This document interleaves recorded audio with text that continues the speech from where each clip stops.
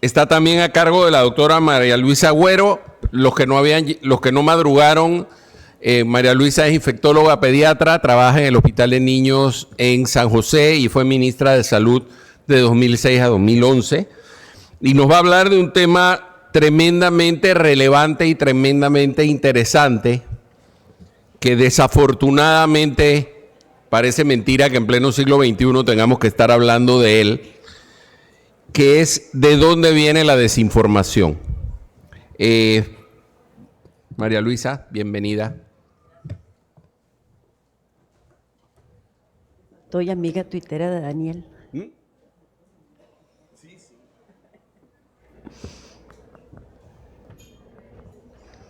De nuevo, buenos días y vuelvo a reiterar que es un gusto poder compartir con ustedes. Y como me estaban haciendo la presentación, vamos a hablar un poco de dónde viene la desinformación en salud y en vacunas y cuál es el papel que en esto tienen las redes sociales. Por esta charla sí declaro algunos conflictos de interés y quiero decirles que el tema de la desinformación ha existido siempre. Esto no es algo que surgió ahora en la era pandémica. Desde la época, en este caso de la viruela, habían personas que se encargaban de llevar desinformación y detrás de todas estas personas venían gente y en el último lugar están los antitodo, los que están antisistema, antigobierno, anti cualquier cosa que se les ocurra. Sin embargo, en la era de las redes sociales, estos seguidores son todavía más y por lo tanto se multiplican y se vuelven muchísimo más peligrosos. Hay una crisis sin lugar a dudas en comunicación. Como ustedes saben, las redes sociales compiten con los medios tradicionales de comunicación que para sobrevivir se han vuelto muy redes sociales. Hay medios que ahora están solamente de manera electrónica, virtual, pero también las redes sociales compiten con las instituciones y con los organismos de salud. Pareciera ser que existe una desconfianza general y globalizada contra mucho, empezando por la democracia. Hay gente que cree que la democracia no soluciona nada y paralelo a ello cree que las instituciones, ministerios de salud, secretarías de salud, organismos internacionales tampoco. Las redes sociales, sin lugar a dudas, son una plataforma perfecta para informar correctamente o para desinformar y por lo tanto son lugares claves. Estos son los 7 tipos de mala información y desinformación que se han venido mencionando. Entre estos, una que es muy común y que a todos nos encanta, la sátira o la parodia, que es divertida porque es un mensaje fácil, porque muy bien, no pretende causar daño, pero posiblemente pueda ser capaz de engañar, porque en su afán de hacer un chiste, una parodia de algo, su información puede no ser correcta. También está el contenido engañoso, que obviamente trata de incriminar a alguien o algo en algo que está pasando. Y creo que aquí ustedes, como panameños, son testigos de lo que le ha pasado a colegas, entre eso el doctor Xavier Sáez, que lo vinculan con un montón de cosas, y a varios que hasta los han acusado. Contenido impostor, cuando se suplantan fuentes que son genuinas. Eso, por ejemplo, me está pasando ahora a mí en Costa Rica, que sacan un anuncio que si fuera como CNN o los periódicos locales dicen que yo, aparte que me pusieron como cardióloga, estoy promocionando un producto para limpiar las venas, porque los medicamentos antihipertensivos no sirven. Y bueno, incluso eso hasta el abogado está interviniendo porque puede ser algo peligroso.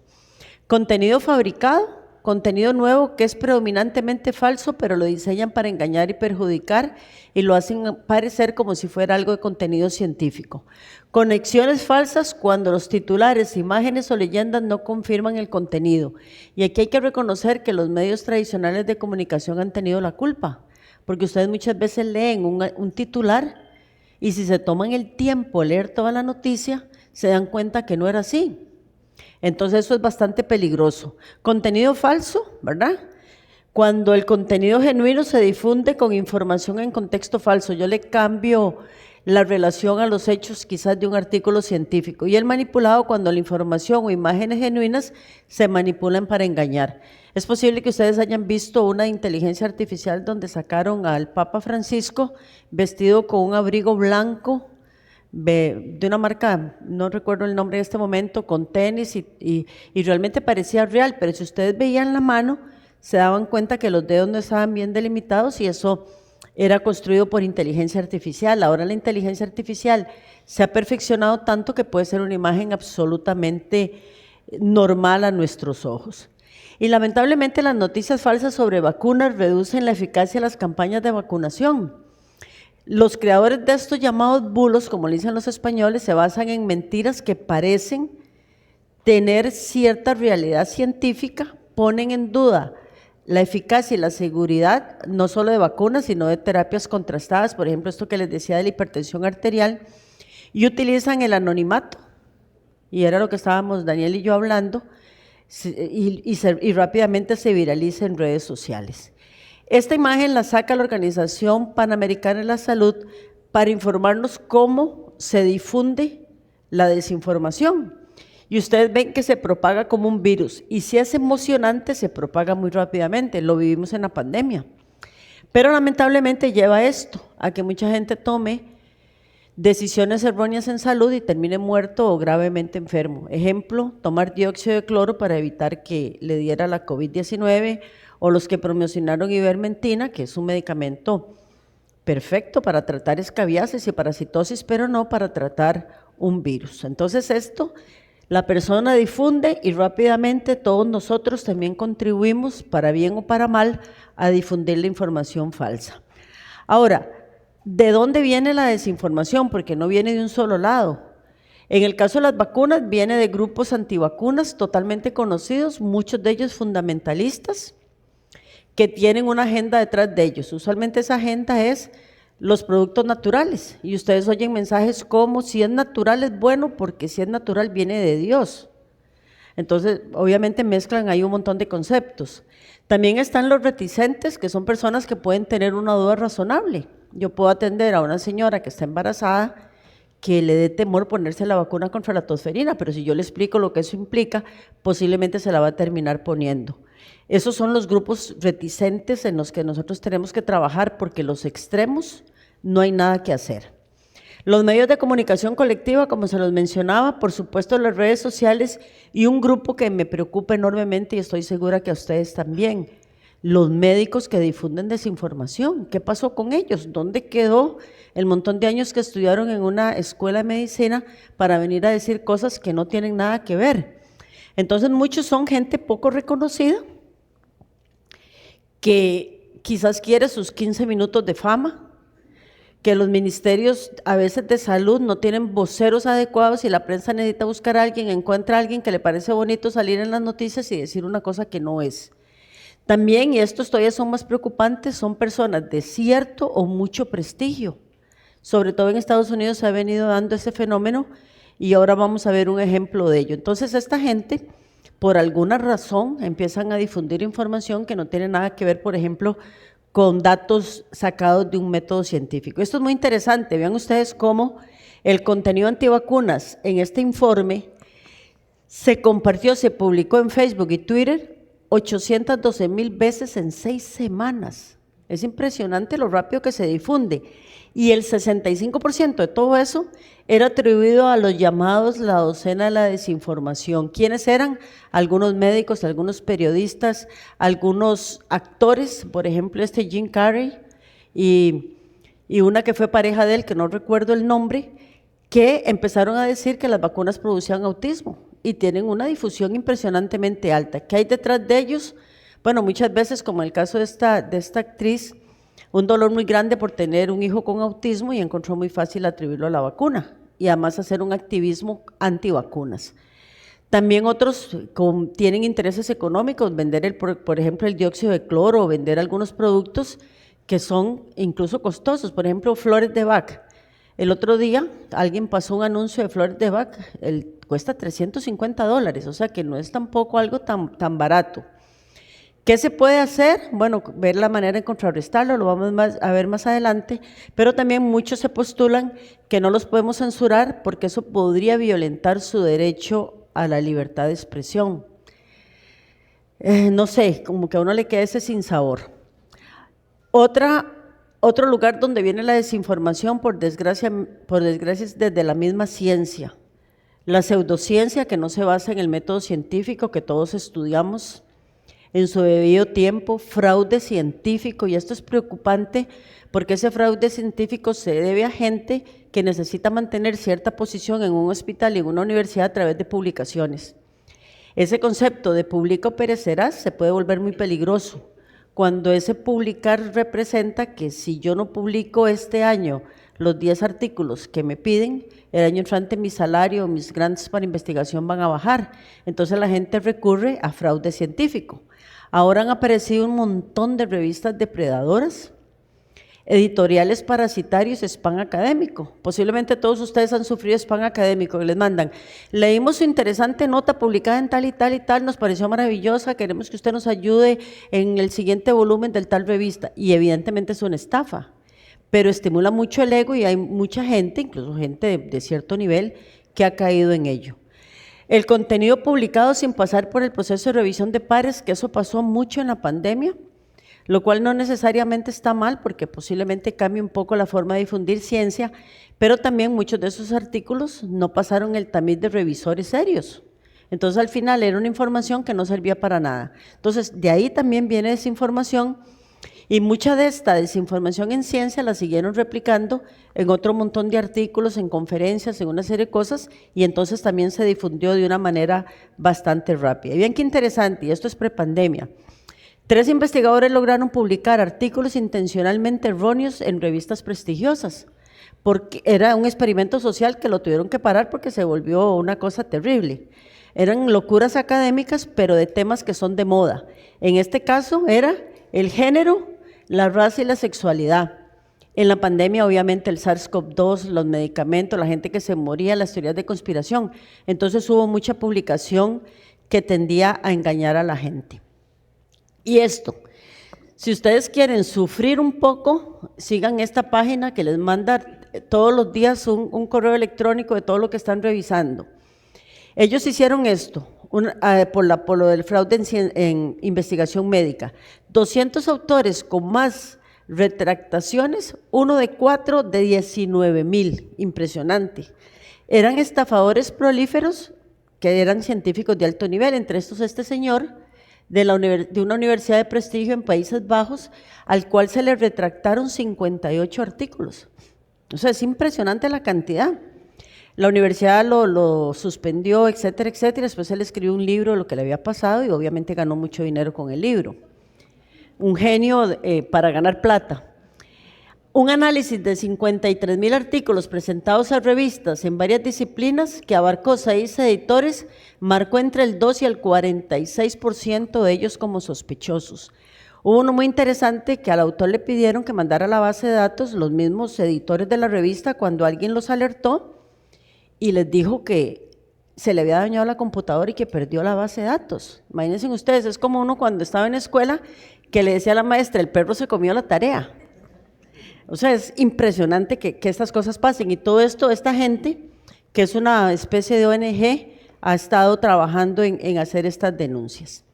Por otro lado, un tema que, si bien es cierto, se conocía desde antes, pero que durante la pandemia lo sufrimos más, es el llamado populismo médico. No es el médico el que es populista, sino los políticos de turno que toman conceptos de salud para hacer populismo. Entonces, es un estilo que surge durante crisis de salud. ¿Por qué se caracteriza? La lucha del pueblo contra el sistema. Nosotros somos los buenos porque queremos que ustedes tomen ivermectina, que es muy barata, pero el Ministerio de Salud, que es corrupto, dice que no sirve. Representaciones dramatizadas de la crisis, exageran o minimizan las amenazas para la salud pública. Vamos a ver ejemplos. Promocionan soluciones simples a problemas complejos e invocan afirmaciones de supuesto conocimiento médico. Pero vean ustedes esta frase que a mí me parece una realidad absoluta. La ciencia puede identificar soluciones a problemas de salud pública premiantes, pero solo la política puede convertir la mayoría de estas soluciones en realidad. O sea, nos necesitamos mutuamente y necesitamos políticos que sigan la base científica. Ejemplos de populismo médico publicados ahora en el 2002. Brasil con Bolsonaro, creo que todos sabemos el caso. Obviamente el señor Trump en Estados Unidos, estamos como en el medio de todo esto, promocionando hidroxicloroquina. Nunca se me olvidará la cara de la médica que estaba en una conferencia de Donald Trump cuando dijo que se podía inyectar desinfectantes en la vena, era increíble. Y Duterte en Filipinas, lo mismo. Y ahí podríamos poner un montón de ejemplos. El presidente de Costa Rica, elegido hace un año y algo, su primer decreto fue quitar obligatoriedad de vacunas y mascarilla. ¿Con qué fundamento? Con ninguno. Obviamente nadie le hizo caso, pero es sumamente peligroso. Bueno, esto ya se los había puesto, pero vale la pena recalcar la necesidad de unión entre política y salud. Los médicos, ¿qué pasa con los médicos? Este señor estuvo aquí en Panamá. Sí, vi a Xavier Sáez muy activo criticándolo. Y vean ustedes, este señor era una persona de mucho prestigio en una universidad de Estados Unidos que le suspendió el contrato y él ahora promociona todo esto para que limpie a la gente de lo que la vacuna contra la COVID-19 les produjo. Y este es un caso de una médica en Costa Rica que atribuyó magnetismo a la vacuna, el colegio médico la suspendió por un mes, y hay otro montón, bueno, no un montón, hay algunos médicos en Costa Rica suspendidos por el colegio que no pueden ejercer la medicina, pero ellos se llaman médicos naturópatas. Entonces, como la naturopatía no está regulada por el colegio médico, siguen engañando a la gente desde esa trinchera. Y como estos dos ejemplos, lamentablemente hay muchos. Ahora bien, ¿qué sabemos de todo esto? Este es un estudio muy interesante que abarcó diferentes países y que dividió a la población en las generaciones. Vean ustedes que solo Estados Unidos y Brasil participaron, sería muy interesante ver qué pasa en los países intermedios, pero básicamente dice lo siguiente: el 62% de los encuestados cree que ve información falsa o engañosa en línea todas las semanas. Una realidad, nosotros nos pasa lo mismo. 4 de 10 están muy preocupados por los efectos de la información falsa o engañosa en la educación de los jóvenes y en los efectos en la salud pública, pero hay diferencias. Los Z, los millennials y los X están más preocupados que la generación silenciosa, que es la mayor de 68 años, por los efectos de la información falsa o engañosa en salud pública. Y los X y los Boomer están más preocupados que la Z por los efectos en la polarización política. O sea, la gente tiene diferentes motivos de preocuparse. 39% dice que sin querer compartió información, 39% información falsa o engañosa.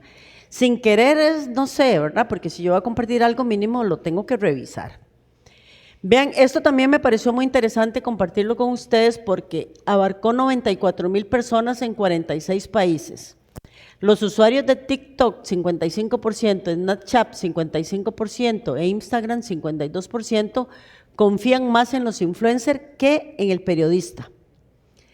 Y Facebook y Twitter, los periodistas siguen teniendo la primacía de la información. Bueno, dicen que esta es una red de gente más joven y la otra red de gente de más edad. ¿Y por qué les traigo esto? Porque muchas veces nosotros decimos que qué bueno tener periodistas que sean especialistas en salud. Pero ¿qué pasa si esos periodistas especialistas en salud les van a querer más a un influencer que lo que le van a querer al periodista? Yo el otro día les decía a unos colegas que sería muy interesante replicar este estudio en estas plataformas, pero comparar a quién le cree más la gente, si a los médicos o le cree más a un influencer, ¿verdad? Entonces son parte de las cosas que todavía nos falta por investigar. Ahora, ¿qué hacemos? Bueno, hay que conocer a la audiencia, como ya lo vimos. La reticencia vacunal tiene que ver con confianza, complacencia, conveniencia, cálculos de riesgo, responsabilidad colectiva, que a veces es la menos que a la gente le interesa. Yo me vacuno porque quiero estar yo bien, no porque ustedes no se enfermen, y obviamente ese no debe ser el concepto en salud pública. Y esto hace pensar que todo este tema pasó de ser un tema de salud a ser un tema social y que necesitamos mejorar la calidad de la conversación social. Pero ¿cómo la mejoramos? Cuando uno pone un artículo quizás científico y hace un buen análisis del mismo y alguien le dice, claro, es que usted lo dice porque es una vendida de la gran farma. Obviamente ahí se acabó la calidad de la conversación científica. El desafío es muy complejo. Nuestra sociedad, la latinoamericana de infectología pediátrica, está trabajando en esto porque se requiere un enfoque multifacético. Desconfianza y negación científica predomina, la política, lo que ya vimos, hay una lógica neoliberal. La gente que se siente excluida socialmente es gente que confía menos, hay una distorsión del riesgo, el COVID no es nada, es una gripeciña, como dijo Bolsonaro. Los mensajes, lamentablemente, en nuestras instituciones muchas veces fueron ambiguos. Hay como una tendencia a la pseudociencia, a la desinformación que se disemina rápidamente. ¿Qué necesitamos? Mensajes fuertes y consistentes. ¿Cómo lograrlo? Eso es lo que necesariamente vamos a tener que trabajar. Y algunos autores, como este que menciono acá, dice que hay que hacer como traje a la medida, a la carta, hay que hacer el mensaje que quiero llevar para que coincidan creencias, actitudes y experiencias de cada individuo con los mensajes que estamos pasando.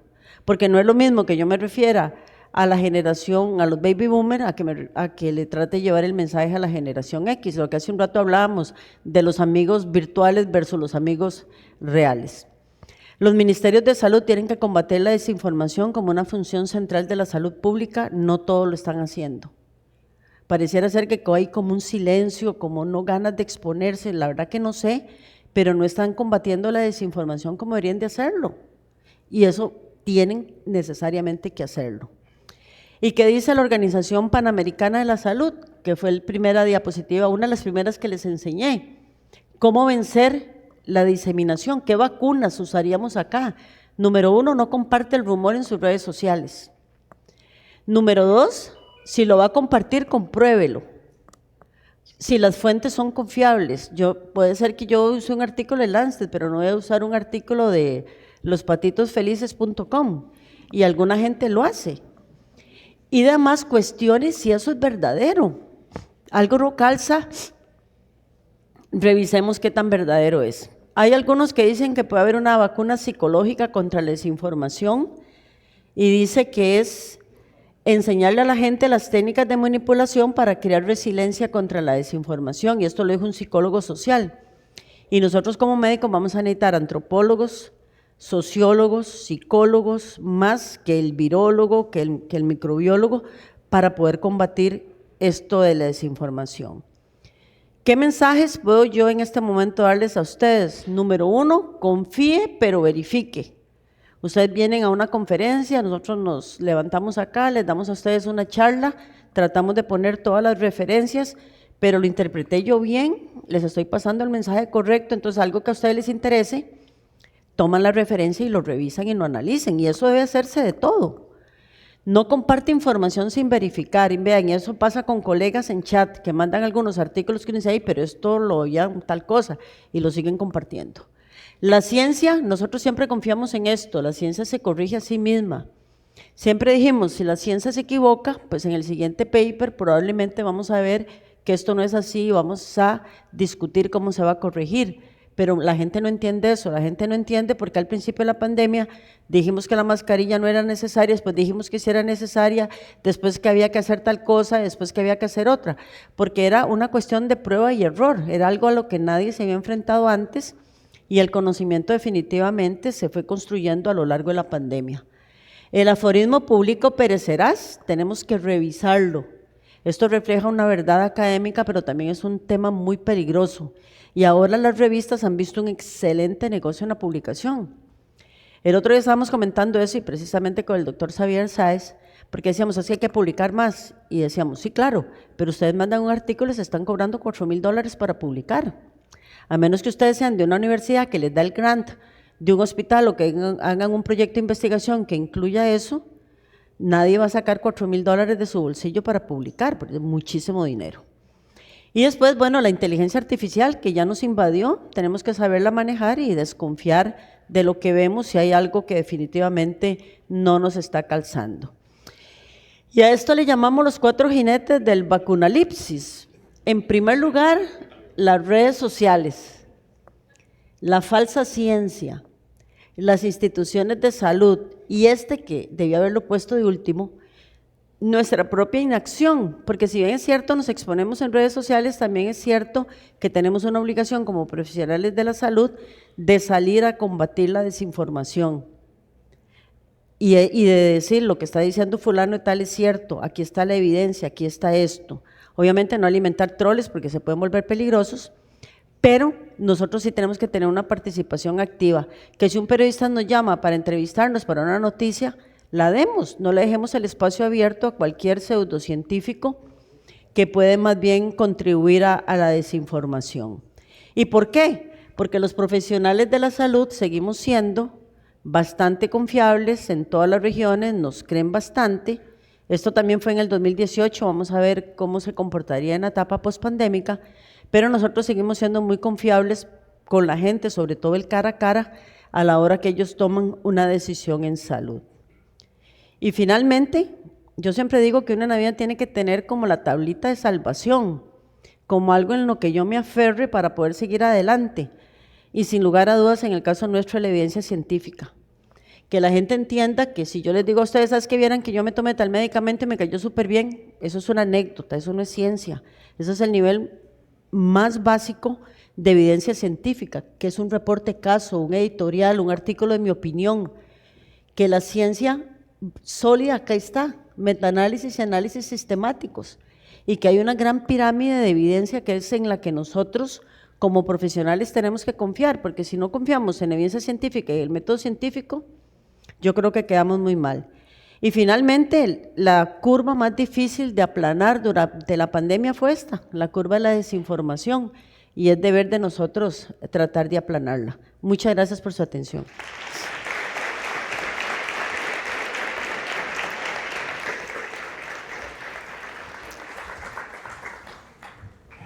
No se preocupe, me quedo de pie, gracias. Ese tema de la desinformación a mí me da cuerda.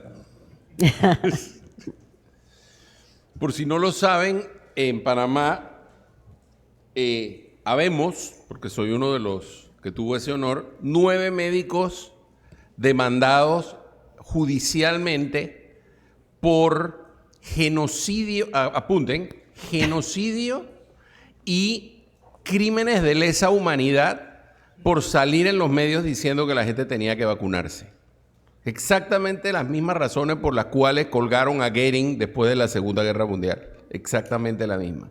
Y había uno de estos salvajes que salía, perdón por el piropo, pero el tipo salía diciendo que cuando él fuera presidente pondría la pena de muerte para aplicársela a todos estos médicos que habíamos matado tanta gente porque bla, bla, bla, bla, bla, bla, bla, bla.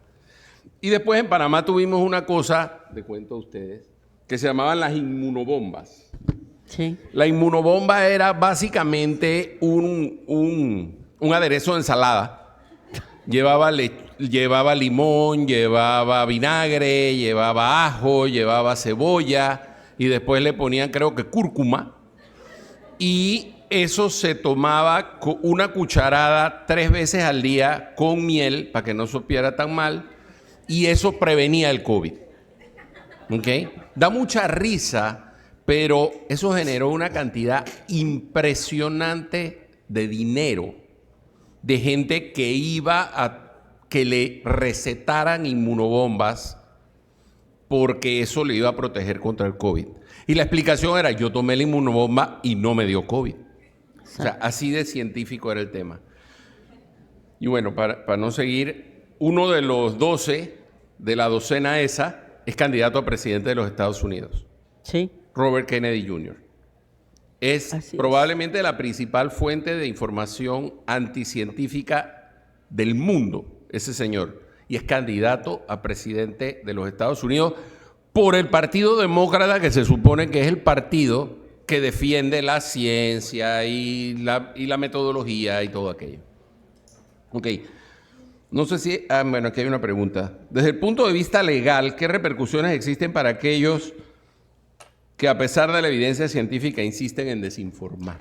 Eso depende mucho del país, ¿verdad? Porque depende, si una persona, vamos a ver, si yo le receto a alguien algo de eso y la persona muere, me puede mandar a mí personalmente. El Estado tiene muy pocas acciones.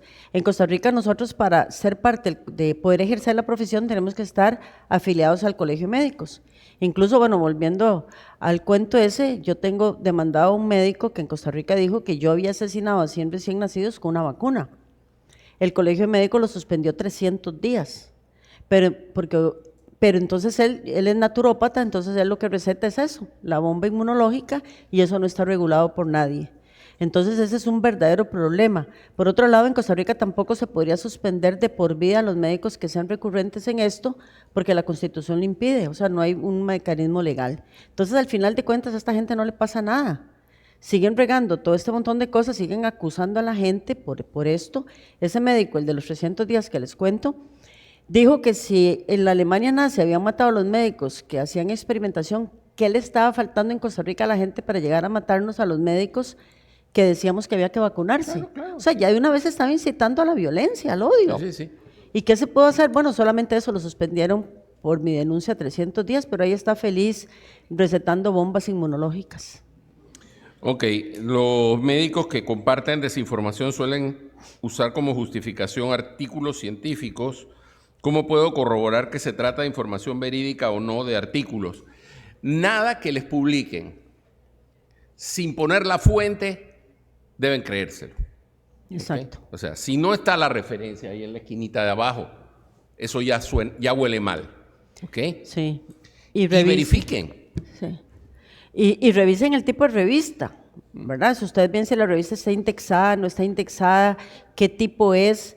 En Costa Rica estaban circulando un supuesto artículo científico donde hablaba de las bondades del dióxido de cloro por una publicación que alguien había hecho en una revista a la que les decía los patitos felices, y la gente lo compartía. Y en Costa Rica también hubo un candidato a la presidencia que por dicha perdió, que decía que el dióxido de cloro nosotros no, los médicos no lo avalábamos porque como era tan barato, pero que nada más era de tomarse eso y que era buenísimo. Sí, bueno, aquí tuvimos médicos hay médicos que hicieron toda una campaña, que organizaron un grupo inclusive diciendo esto, y que pues básicamente era tomar agua de trapear bien diluida, porque el dióxido de cloro era básicamente eso, agua de trapear. Y solo que sin haber trapeado, no pongan esa cara de espanto, o sea, antes de trapear, ok, no, tampoco es tanto, pero, o sea, limpia, tenía cloro, pero sí, increíble, y era esto, y salían en los medios, y estaban en los...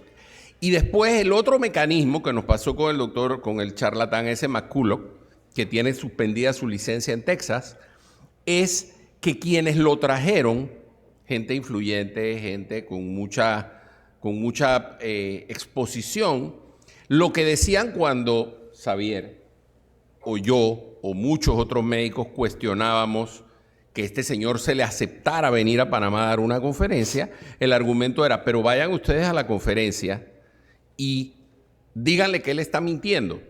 Entonces, ¿para qué sirve eso? Para validarlo automáticamente. Porque entonces, no, el doctor Hammerschlag fue a la reunión con el doctor y estuvo ahí discutiendo. Con la diferencia que Bruno no va a llevar a nadie a hacerle barra, y el otro tiene a toda una masa de ganado que va a aplaudir todo lo que él diga como focas, y al final va a ser el tipo el que ganó el debate. ¿Por qué? Porque todos le aplaudieron como focas lo que dijo. Sí. Bueno, se me va a subir la presión y eso no es bueno.